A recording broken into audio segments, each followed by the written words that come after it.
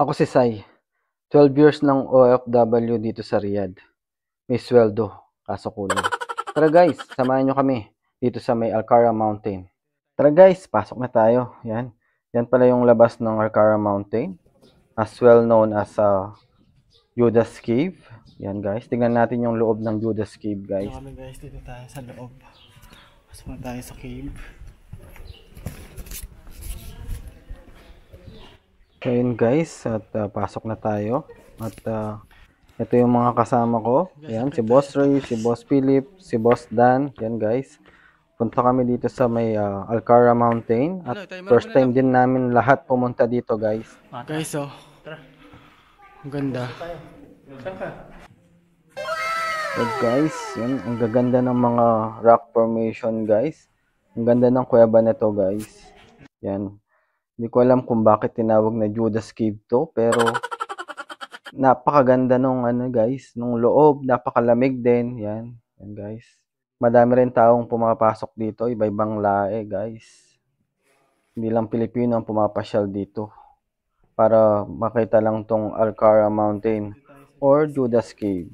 So yun guys, tara samahan nyo ako. Maglakad-lakad tayo dito sa loob ng kuweba ng Judas Cave guys. Ikot-ikot tayo guys, tara. Samahan nyo ako. Let's go. Lakad-lakad. Samahan niyo ako. And yan. Dito sa Judas Cave o Alcara Mountain. Thank you. Yan, mga mababait yung mga tourist dito, yung mga locals, napakabait nila guys. Yan. Pero halos yung looks niya, madami siyang hati. Ang ganda ng rock formation niya guys. Tingnan nyo naman. Napaka ganda ng mountain na to. Oh. Hindi ko lang alam ba. Yan guys, hindi lang mga Pilipino ang nagpumupuntang tourist dito. Meron tayong Indian, meron tayong Bangladesh, Pakistan, and Saudi, of course, the mga lokal.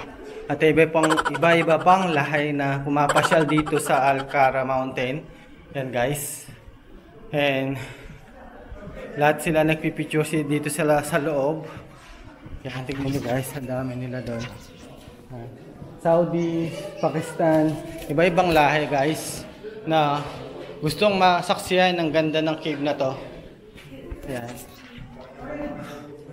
Yan guys, ang daming tao. Guys, lakad-lakad lang tayo guys. Yan. Ikot-ikot hanggang mapagod.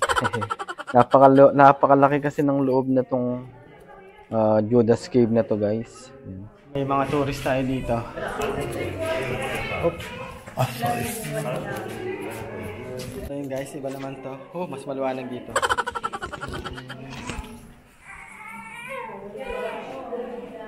Guys, kita nyo yung yung hati ng bundok. Kita mo yung langit sa taas, yung liwanag pumapasok mismo. Tingnan natin yung sa kabilang side naman. Pero alos pare-pareho lang naman yung style niya guys. Yan.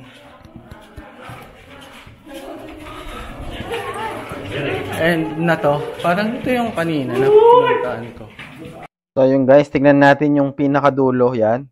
Okay. Yan guys, tingnan natin to. Kung merong kung pwede pang pumasok. Ang dilim guys eh.